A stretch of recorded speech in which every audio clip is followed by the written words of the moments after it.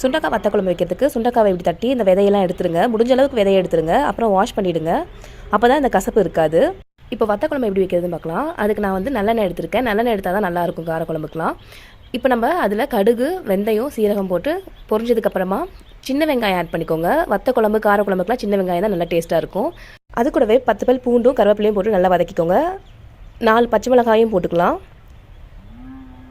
வெங்காயம் வதங்கிறதுக்காக கொஞ்சமாக உப்பு ஆட் பண்ணிக்கோங்க. வெங்காயம் இந்த அளவுக்கு வதங்கினா போதும். அது கூடவே நம்ம 2 பெரிய சைஸ் தக்காளியும் கொஞ்சமாக மஞ்சத்தூள் போட்டு வதக்கி விட்டுக்கலாம். இப்போ இந்த சுண்டைக்காயை இதில் ஆட் பண்ணி ஒரு 2 to 5 மினிட்ஸ் வந்து எண்ணெயிலே வதக்கி விட்டுக்கோங்க.